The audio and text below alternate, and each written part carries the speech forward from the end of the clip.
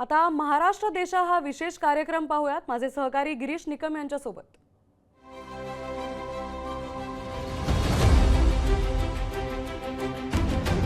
नमस्कार, मी गिरीश निकम। महाराष्ट्र देशा या विशेष कार्यक्रमात आपल्या सर्वांचं स्वागत आहे।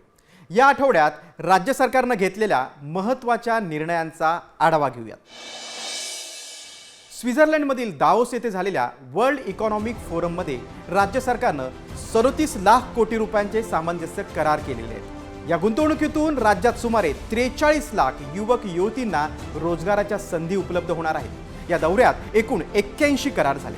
उद्योग क्षेत्रात 16.69 लाख कोटींचे 51 करार, MMRD अंतर्गत 19.43 लाख कोटींचे 24 करार, तर सिडको अंतर्गत 1.15 लाख कोटींच्या 6 करारांचा समावेश आहे। एकूण गुंतवणुकीपैकी 80% गुंतवणूक ही थेट परकीय गुंतवणूक असणार आहे। या वर्षीचा MOU हा प्रत्येक सेक्टरमधला आहे। मग तो ऑटोमेटिव्हमधला आहे, तो रिअल इस्टेटमधला आहे, तो डिफेन्समधला आहे, तो फार्मामधला आहे। अशा विविध सेक्टरमधला पैसा हा परकीय गुंतवणुकीमधनं महाराष्ट्रामध्ये येणार आहे आणि नक्कीच महाराष्ट्रामध्ये 40 ते 42 लाख मुलामुलींना रोजगार आम्ही उपलब्ध करून देणार आहोत। राज्यातील मुख्यमंत्री लाडकी बहीण योजनेच्या लाभार्थ्यांसाठी मंत्री आदिती तटकरे यांनी 181 हा विशेष हेल्पलाईन क्रमांक जाहीर केलाय। EKYC प्रक्रियेत चुकीचा पर्याय निवडल्यामुळे लाभ स्थगित होणं किंवा इतर तांत्रिक तक्रारींचं निवारण या क्रमांकाद्वारे केलं जाईल। हेल्पलाईनवरील ऑपरेटर्सना विशेष प्रशिक्षण देण्यात आले। महिला आपल्या शंकांचं निरसन फोनवर करू शकतील। 1.5 वर्षांपासून सुरू असलेल्या या योजनेतील पारदर्शकता वाढवण्यासाठी आणि गैरप्रकार रोखण्यासाठी सरकारनं हे महत्त्वाचं पाऊल उचललं। गडचिरोलीमधील अतिसंवेदनशील बिनागुंडा भागात पोलीस कर्मचाऱ्यांच्या मदतीनं अवघ्या 24 तासात नवीन पोलीस स्टेशन उभारलं जाते। नक्षलवादाचा खात्मा करण्यासाठी हे महत्त्वाचं पाऊल उचललंय। छत्तीसगड सीमेवरील घनदाट जंगलात वरिष्ठ अधिकाऱ्यांच्या उपस्थितीत भूमिपूजन पार पडले। स्वच्छ आणि शाश्वत पाणी व्यवस्थेसाठी मृद व जलसंधारण विभाग लवकरच झरा संवर्धन धोरण जाहीर करणार आहे। वसुंधरा पाणलोट यंत्रणा आणि ग्रामपरी आयोजित प्रशिक्षणातून 50 मास्टर ट्रेनर्स तयार करण्यात आले।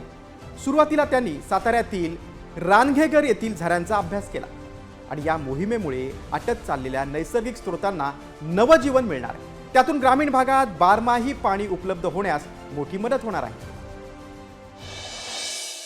भारतीय गुणवत्ता परिषदेनं 150 दिवसांच्या ई-गव्हर्नन्स सुधारणा कार्यक्रमाअंतर्गत राज्यातील सर्व शासकीय कार्यालयांच्या मूल्यमापनात काही कार्यालयांनी अगदी उत्कृष्ट कामगिरी बजावली।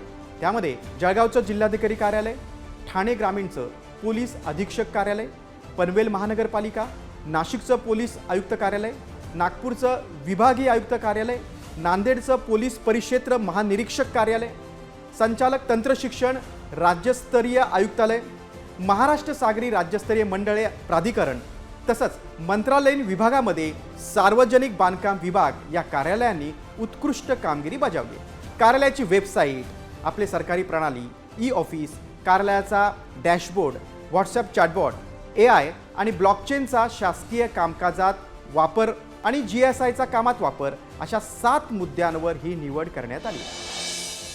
माजी सैनिक, सेवानिवृत्त आणि सेवेतील जवानांच्या पत्नी आणि अव्वल पाल्यांसाठी मेस्को सिक्युरिटीकडून सुरक्षा रक्षक पदासाठी भरती प्रक्रिया सुरू करण्यात आलेली आहे। ही भरती कंत्राटी सेवा पद्धतीने आहे। उमेदवारांना त्यांच्या राहत्या घरापासून 10 ते 15 किलोमीटर अंतरावर कामाचं ठिकाण देण्यात येणार आहे। कंत्राटी सेवा पद्धतीवर सुरक्षा रक्षक भरण्यात येणार आहे। यासाठी कोणत्या सुविधा मिळणार आहेत ते आपण पाहूया।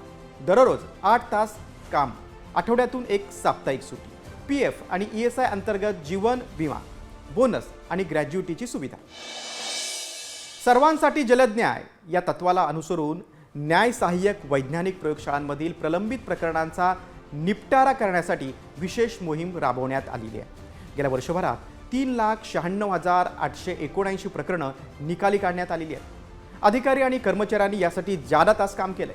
त्यामुळेच पुढच्या महिन्यापासून त्या दिवशी आलेल्या प्रकरणांच्या विश्लेषणाचं काम त्याच दिवसापासून सुरू होईल। तसंच ही प्रक्रिया अधिक सक्षम करण्यासाठी प्रत्येक उपविभागीय पोलीस कार्यालयाला मोबाईल फॉरेन्सिक व्हॅन उपलब्ध करून देण्यात येणार आहे। त्यामुळे पीडितांना आता न्यायासाठी वर्षानुवर्ष प्रतीक्षा करावी लागणार नाही। महाराष्ट्र देशामध्ये आता इथेच थांबतोय। पुन्हा भेटूया, तोपर्यंत नमस्कार।